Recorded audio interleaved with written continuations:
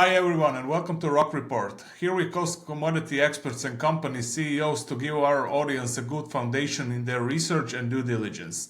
Before I announce my guest, please take a few seconds of your time and subscribe to our channel. It will mean a lot to us, we are pretty new. And today's guest is Nevan Pillay, Chief Exploration at Vedanta Zinc International. Nevan, thank you for joining me today. Thank you, Lucian, and yes, hello to your viewers as well. Thank you. Let's start with the introduction first. What is your background? And please tell us more about Vedanta Zinc International. Right, I'm a geologist by background. I grew up in South Africa, went to university at the University of Cape Town, undergrad and postgraduate. And then I was a bursary student with one of the older diversified miners called Angloval Minerals that is now known as ARM, or African Rainbow Minerals. And after I graduated, they shipped me off to the copper belt. So I spent my first 4 years on the Zambian copper belt looking at copper exploration, followed by a bit of lead zinc exploration in Kabwe in central Zambia, and then some nickel exploration outside Lusaka. After that, I joined a platinum junior and I did a resource drill out of a platinum resource on the northern limb of the Bushveld complex. So I spent about 3 years up there looking at the platinum industry. And then about 2006, I was approached by a company called Lionel Mining, who then got taken over by Norals Nickel.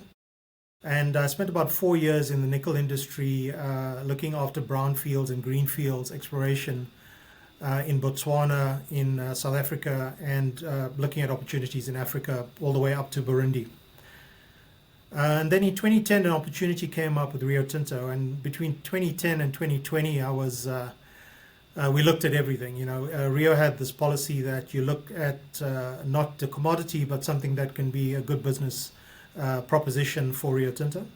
So we looked at everything from uranium to coal to iron ore, copper, lead, zinc, the works. So we covered a broad range of commodities, and my role there was as general manager exploration for Africa, and I was also the Johannesburg office head for a while as part of my evening job, not my day job.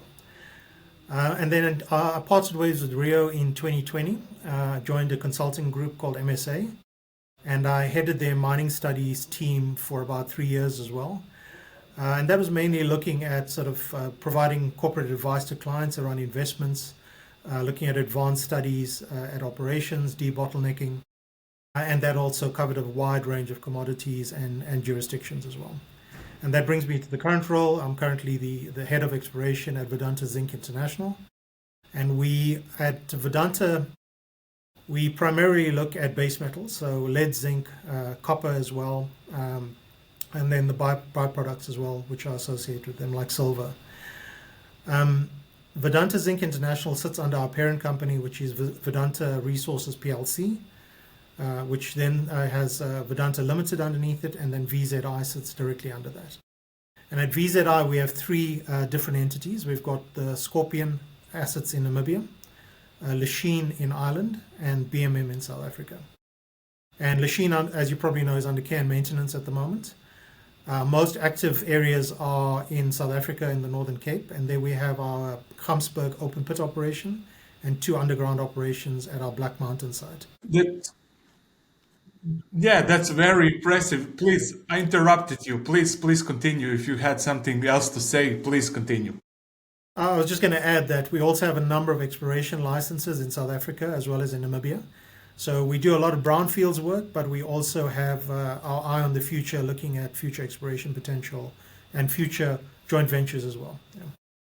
Very impressive background. Like you said, variety of commodities in your life, in your career, a lot of jurisdictions. So you've been all over, from early stage to production. I see. So very impressive background. Today we will cover zinc specifically. However, we can touch on some other commodities as well, but the primary topic will be zinc. I want to hear your take. How do you see the global zinc market evolving over the next, let's say, 3 to 5 years, particularly in the terms of supply-demand dynamics and price trends?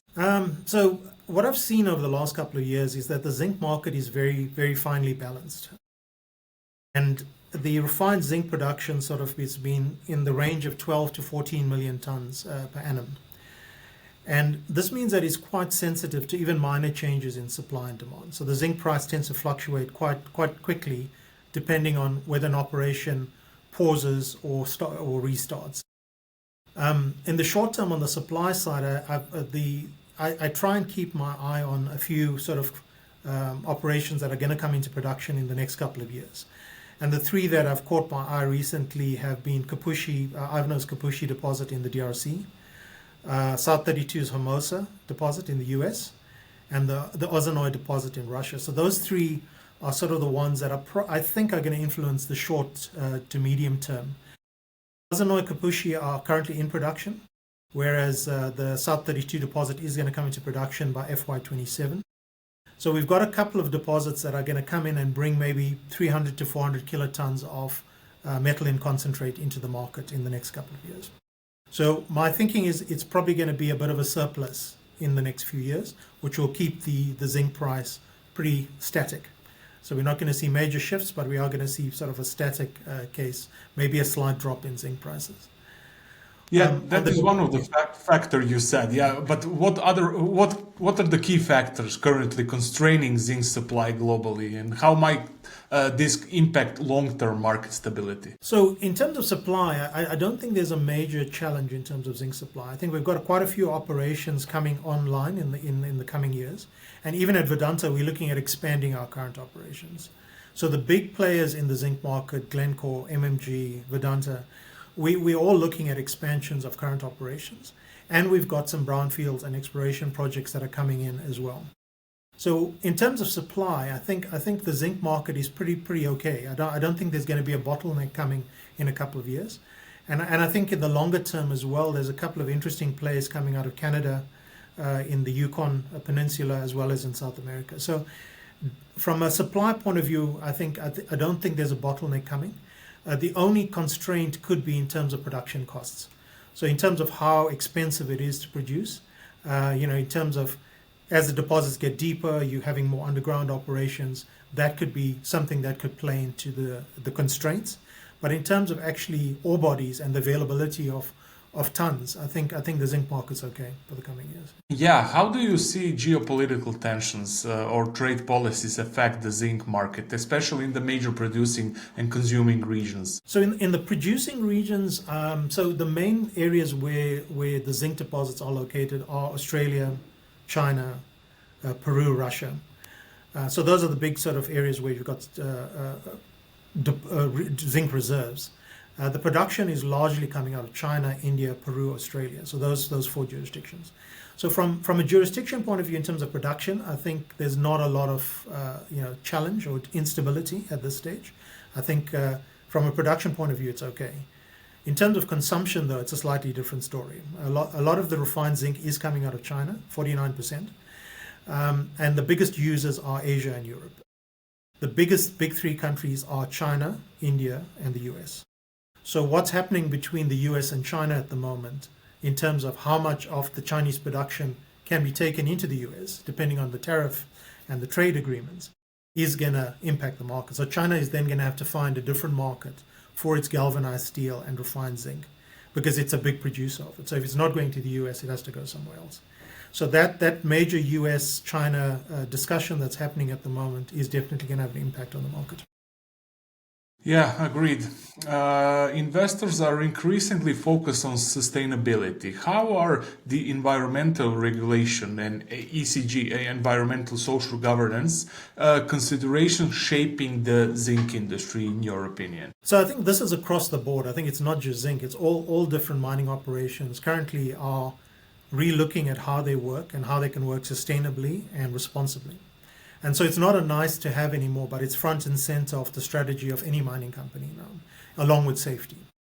And the three main focus areas have been environmental stewardship, so our direct impact on the environment, how we can manage our footprint in terms of the mining, as well as how we can manage rehabilitation. So environmental stewardship is one aspect that is receiving a lot of attention. Then reducing emissions. So how much emissions we are putting into the atmosphere in terms of our full mining value chain and how we can reduce that. And that's been divided into the scope 1, 2, 3 emissions. And then water balances. So those are the three sort of things. So if you, where we are at the moment in the Northern Cape is a water scarce area. So we have a lot of focus on maintaining our water balance and making sure that our impact is like net zero. So in terms of how much wastewater we put into the environment, how we treat that wastewater, how much we can reuse is also a big focus area. So all three are front and center, and all mining companies now have pretty significant ESG programs and ESG teams who are looking after this and keeping us honest, obviously. Yeah. Nevan, what role do you see new exploration or extraction technologies playing in addressing zinc supply challenges or reducing costs? And I would add just one thing that I'm personally interested in. How is AI influencing the new extraction exploration technologies? So the common statement you hear in exploration now is that all the easy ore bodies have been found. And that's it's all the deeper stuff, all the stuff undercover that remains for us to look for. And to me, it's partially true. I think certainly in the mature mining districts, all the easy stuff has been found, and we need to start looking at technologies that allow us to see deeper. In those cases, we definitely rely a lot on geophysics. So a lot of companies that are looking at sort of satellite-based technologies like Fleet Space in Australia are looking at seismics, passive seismics. We've got a few companies looking at airborne magnetotellurics, so an EM version. We have had a lot of success with airborne EM, followed by ground EM, looking for zinc deposits. And that's been quite key in actually our exploration methodology. So searching undercover, a lot of geophysics, and certainly being able to find those conductors that we can drill has been a big thing. And drone-based geophysics is playing a bigger role as well, because it's cheaper than the airborne systems, and you can cover a lot of ground at higher resolution. So a lot of drone-based platforms, whether it's MAG or EM, have started to make an impact in the exploration space. But I do believe that a lot of the old oil-based or oil-dominated economies that are now moving away from oil and looking at solid metals present an opportunity in terms of being able to discover ore bodies closer to surface as well. So paying more attention to those districts that have been traditionally oil-based economies may have some opportunity for discoveries, new discoveries that are tier one but are not as deep as what we're looking at in the mature district. AI, so it is the buzzword at the moment, and so in terms of exploration, the variables I think at the moment are quite a lot, in exploration, and it also depends on your data density. If you have a lot of data, you get more convincing results. But if you've got less data, which is what we generally have in greenfields projects, it's a bit tougher to generate an AI model. Where I've seen it working well is we've looked at geometallurgical modeling. So once you've got your drill hole database, what processing guys really like to develop is a processing or geomet model. And what we've seen is that using the whole rock geochemistry, you can actually use AI to predict mineralogy. So if you've got a particular nasty element in your suite that you don't want, whether it's arsenic or something else, you can use these AI algorithms to predict which parts of your ore body could be problematic, but also which ones could be beneficial. And it's been actually quite useful in the processing space to actually generate geometallurgical models. Sounds good. Zinc prices have historically been volatile. You touched on zinc prices and upcoming supply, but what are the primary factors investors should watch to anticipate price movements in the zinc market going forward? So certainly maintaining a watch list of which operations are coming in the coming years versus which operations are sort of reaching the end of their life as well. So that those two are always a fine balance as well.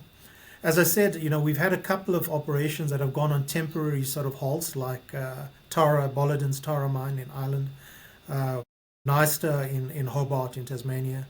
So a couple of guys have sort of paused operations when zinc prices have gone down a bit, but they've ramped up very quickly when things have changed. So keeping an eye on those sort of ones that are coming online and the ones that are sort of reaching the end of the life is quite important. But zinc, the primary use of zinc is in galvanized steel. So zinc price is tied very closely, zinc markets are tied very closely to growth. So growth predictions in your larger consuming economies, being China, being the US, being India, is going to have an influence of how much of that galvanized steel is utilized. And certainly, what we've seen is that when the Chinese economy is doing well, when the US economy is doing well, when India is posting good growth figures, all your demand for your base metals goes up accordingly because, those are all linked to growth. So growth predictions around those larger economies are going to be key. And then I guess no surprise, your LME stocks obviously will play a role in sort of determining where your zinc price is going. Yeah. Nevan, how does zinc compete with alternative materials like aluminium or copper in key applications? And what gives zinc an edge in certain sectors? So what I've seen is that in the automobile sector, there has been a move away from aluminium bodies for vehicles towards galvanized steel because it's a bit cheaper, it's a bit harder, and corrosion resistant. So zinc's big selling point is that it helps steel become a lot more corrosion resistant. So that's its big selling point. And even though sometimes it can be depending on what the price is doing, it can be a bit more expensive, but the galvanized steel tends to be cheaper than aluminium. So that's one area where certainly a lot of the EV manufacturers are moving more towards galvanized steel bodies for their vehicles. The other area that's been quite interesting is zinc batteries. So zinc ion batteries used to be the standard before the other batteries came in, but they always had issues, in terms of their longevity. But recently, there's been work done in Germany, group in Munich, that have actually managed to increase the lifespan of zinc batteries quite significantly. And what they've seen is that on a lab scale, you can get up to 100,000 cycles, recharge cycles, in these zinc ion batteries, which is, in comparison, lithium ion batteries, you get a few thousand. So 3,000-4,000 cycles in lithium ion batteries. With zinc ion batteries, you can get up to 100,000 cycles on a lab scale. So they are looking at whether they can upscale this at the moment. But the challenge there is that these batteries require a lot more space. So you're not going to see them in your cell phones and your computers and stuff like that. You're going to see them in sort of large-scale applications. So grid-based, grid power, cell phone towers, those sort of things. But it really is making an impact in terms of the renewable space because you have less waste generated and you've got a longer, more sustainable sort of power supply source. That's actually that's my next question. Actually, when it comes to the renewables, with global infrastructure spending on the rise, how significant is Zinc's role in supporting projects like renewable energy or urbanization? So, as I said, galvanizing is the key focus area, but what we've been seeing is where that galvanized steel is being used is a lot in the renewable sector, because of its corrosion resistant properties. You see it being used a lot in terms of these offshore wind turbines, the ones that are based in marine environments, which are very corrosive. Zinc-based or galvanized steel is being used a lot in those sort of offshore wind energy towers. There's also been zinc sprays that have been used to protect solar panels as well. So corrosion resistance is, as I said, is zinc's big selling point, and certainly in being able to give a longer life to those wind turbines as well as those solar panels has been quite good for the renewable sector. The batteries, as I said, even though there are still battery technologies out there, the lithium-ion batteries with their fire issues around catching fire every now and again, you don't have that same issue with the zinc batteries. So that the zinc batteries tend to be more safer in terms of operation, longer lasting, and obviously zinc is much more common in the Earth's crust than lithium is. So you've got a more clear sort of route to a longer term supply with zinc batteries than you would with sort of the lithium ion alternatives. So those two, and then obviously zinc is a key ingredient in our agricultural sector as well. So zinc-based fertilizers have been demonstrated to generate a lot better returns in the food space. So food security obviously has become more of a topic in recent times, and zinc fertilizers I think will play a role in terms of future food security in the agricultural sector. Yeah, I didn't know about that, frankly. I didn't know a lot about that. So maybe my final question, how big is that market? I mean, zinc fertilizer market. How big is that market? So that one I don't have a lot of experience with at the moment. I know the zinc market in the Zinc Association figures is that the total zinc market is about 40 billion, but the percentage of that goes into agriculture. Now I would have to speak under correction there. I don't know. Yeah. Yeah, that's I think very it's a growing interesting. market, but I don't have a figure there, unfortunately. Sure. Let's wrap it up with this. Thank you very much, Nevan, for joining me today. That was Nevan Pillay, Chief Exploration at Vedanta Zinc International. Once again, thank you very much. Thank you for inviting me, Lucian.